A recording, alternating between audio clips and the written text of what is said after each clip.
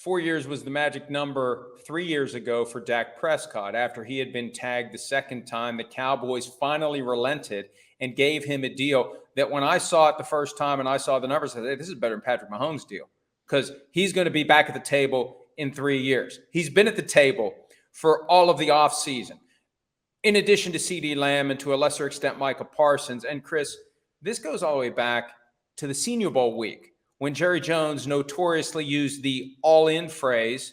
Well, they couldn't do anything by way of adding new players because they had to figure out the Dak, Ceedee, and Micah contract situation. 6 months later, they still haven't figured it out. And I don't know what the issue is. The Cowboys keep dragging their feet. They know what it's going to take to sign Dak. They surely know what it's going to take to sign Ceedee Lamb. I just think they just are waiting for some unexpected development that is somehow going to let them win two situations that they're destined to lose. Yeah, I don't see how they win. I don't see it, especially with the Dak Prescott conversation. I mean, going back to Jordan Love or Tua or Trevor Lawrence. I mean, Dak Prescott, you could say all you want, and I know people are hard on him. He's definitely a top 10 quarterback in football, right? Definitely. And he has been a lot of years in a row. And he's been quarterback in a team that's been one of the top teams in the NFC, throughout his career, really, other than a year here and a year there. I mean, so he's done a lot of good things. As we've talked, I mean, nobody is breaking down the door or having a march or a riot in the street going, Mike McCarthy deserves more credit. This is really him. I mean, he overcomes a lot. He really does. So he's going to look at it. And like you said, what is there to discuss? He deserves more than Trevor Lawrence or some of these guys that have gotten paid, right? We always talk about why does the next guy have to always get more? Well, this is one where the next guy should get more. He's danced around from the 6 to 10 spot in the, top 10 quarterbacks for quite some time. He's a great leader. He's the man you want to lead your team in all facets of how he handles himself. So that one, I don't understand. And like you're kind of saying, I think it's inevitable. It's just like, what is taking so long? Never gets cheaper. Price keeps going up. That applies to any team. But the Cowboys, as I've said many times, when it comes to figuring out who to pay and who not to pay, they pay the wrong guys like Michael Gallup and Tony Pollard when they tagged him at over $10 million last year coming off of the broken ankle. And then they don't get the guys paid that they need to get paid. And it's only going to get worse as time passes. Dak's number isn't going down. He's got the best chance of any of the quarterbacks to be the first one to get to $60 million per year. There's 3 right now stuck at 55, Trevor Lawrence, Joe Burrow, and Jordan Love. And I think they want, and I've seen nothing at any point this offseason to contradict it. They want to get through this season. They want to let him get an idea of what else is out there. And they think if someone else is going to pay him more, it's not going to be so much more that he takes off the silver helmet with the blue star on it and everything that goes along with being the Cowboys quarterback. They always try to use that as a negotiating ploy. I think they recognize they've just got to let Dak come to that conclusion on his own. That he can go to some other team that isn't the Cowboys and make more money, but not so much more that it justifies giving up his spot as the Cowboys starting quarterback. Yeah, I hear that logic. I do. That's a dangerous game to play, right? As we know, it gets personal, right? Dak Prescott, he might get to a point at the end of this year, be great. The defense, we'll see how good they are, right? They've lost a lot of players. He could be good. He might be you know what? I'm sick of being the scapegoat here in Dallas all the time. Everybody always getting on me. Even the owner's thrown me under the bus a few times about my play and all that. All I've done is maybe I will go somewhere. Ooh, this coach went to this team and they need a quarterback and he's a quarterback-friendly OC. Yeah, shun don't shine.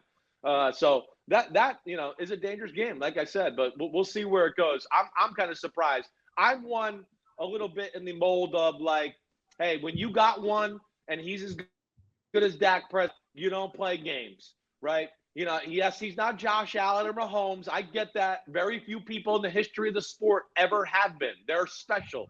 But he is that next group of guys down where he's a really damn good quarterback and he's one of the best in the league, and you don't let a guy like that out the door. And think about it. Look at the quarterbacks who have gotten deals in the past year or two that are just, this is our guy, and we're sticking with our guy, and the market is the market, and we just got to pay him. Jared Goff, Tua Tagovailoa, Trevor Lawrence. I mean, not a long track record of success or not an extremely high level of success, and they're not willing to say, we're going to part with the bird in the hand and try to find a better quarterback. Dak is above a lot of the guys that have gotten paid. So, yeah, you just have to accept it. You just have to do it. And, I scrutinize everything Jerry Jones says. And a lot of it, I think, frankly, is BS. He's trying to justify being cheap. He's trying to justify dragging his feet. He said some stuff over the weekend about we need to see what's going to happen with the salary cap. He's talking about the Sunday ticket verdict, how that might accept it. He's throwing anything he can to justify waiting. But it's not going to work. You're going to delay the payday, but you're not going to shrink the payday. You're just making it go higher and higher the longer you wait. You're successfully delaying. But at the end of the day, you're going to have to write a bigger check because of it. That's what I can't understand. And I try to think of what they talk about when they're meeting to strategize. Is there anyone in there who's saying, guys, this is kind of stupid because it's going to cost us more later? What are we doing? We're betting against our guys. We're hoping they're going to regress. We're hoping they're going to stink, and then we don't have to pay them at all. That's no strategy. No. So I don't get what the Cowboys are doing. I don't get it. I think they're cheap, and they're short-sighted, and they're not as smart as they think they are. And I've been saying that for 6 months. No, and, added on top of that, and I think when you bring in Ceedee Lamb to this conversation and all that, I don't expect Dallas to be as good as they were the last few years. They lost a ton of players. It's a new D coordinator. I mean, it's not the same Cowboys that we've seen go 12-5 3 years in a row. So I got questions about that. But what I would say, too, within that, I mean, first off, Dak Prescott was the second-rated quarterback in football last year behind Tua, and he wasn't throwing 4-yard passes and guys running for 70 yards. They asked Dak Prescott to stand in that pocket and make big throws with people around him and push the ball down the field. And more times than not, he delivers. And I think it's with less than coaching creativity on the offensive side of the ball that helps him out. So, that's where I have a ton of respect for Dak Prescott. What I would worry about with them is all the things you said, plus, wait, our defense isn't as good this year. Wait, we got to ride Dak Prescott more. Oh, man, he led the league in passing. Oh, he is the league leader in touchdown passes. Oh, no, now we have to pay him significantly more than what we had to pay him. That's what I would worry about. And then Ceedee Lamb a little the same way, because we know, just like what you've talked about, they boxed themselves into the corner where he was such the main target and such the guy. That's the statistics, in my opinion, make him look better than he actually is. And that's where I would think the rubber meets the road there, is finding that fine line of how much to pay him compared to some of these other big wide receiver contracts we've seen out there this year. Yeah, 181 targets last year for Ceedee Lamb, first team All-Pro because of the production. The skill has to be there or you don't have the production. Right. But the question is, where does he truly fit among the best of the best? He's put himself in position where he can ask for a lot. And again, by waiting, the price only goes up with Amon-Ra St. Brown's contract, A.J. Brown's contract, Justin Jefferson's contract, and even more recently, DJ Moore getting $27.5 million when he hasn't created the kind of impact and production that Ceedee Lamb has. Delay does not make it cheaper. And where does this holdout end? We've seen high-profile holdouts for the Cowboys in the past. Zach Martin last year, Ezekiel Elliott 5 years ago. Eventually, the Cowboys cry uncle. So why the hell do you wait? Why do they drag their feet? Why do they think that someone is just going to roll out of bed one day and say, you know what, I'll just take what they're offering. I'm not going to hold out for more. Because time has proven and iterations have shown there's value in waiting, because eventually they're the ones who are going to cave.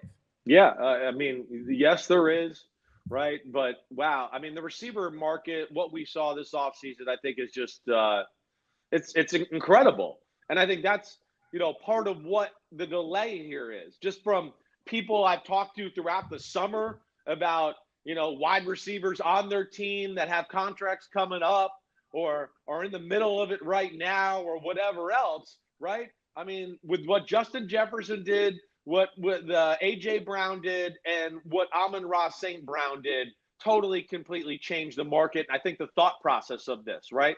And to the point where, I've heard from people, whether it's Ceedee Lamb or Ayuk out in San Francisco, where they might have had one expectation for a contract, but then these other contracts happened and they changed their asking price and what it went from there. So that's where it's tough. And where it's tough for Dallas, like we talked about in the spring a lot, again, Ceedee Lamb's really good. I'm certainly not trying to discredit him there. But in my opinion, and I think a lot of people around football, they don't look at him as in the same class as A.J. Brown, Jamar Chase, Justin Jefferson, right? Tyreek Hill. They're kind of in a class of their own, no doubt about it. I would say guys like DJ Moore, who you just brought up, yeah, his accomplishments aren't as good, but he's been with a lot of crappy teams and crappy quarterbacks. But he's a special player in that, like a Tyreek Hill, you could throw him a 5-yard pass or a screen and he can run for 70 yards and do things like that. CeeDee Lamb doesn't do that, right? You know me, I'm into the big physical attributes, not, I have an offense that just feeds me the ball all the time and now I have great stats. No, what do you do to go above and beyond the stats? Or, hey, you're wide open in the middle of the field. Okay, make something happen here. Don't just go get 5 extra yards and get tackled. And those are some of the areas where, I don't think CeeDee Lamb's quite in the same category as some of the other top receivers in football. Hi, it's Mike Florio. Thanks for watching PFT on YouTube. Hit subscribe for the latest news and analysis from Pro Football Talk.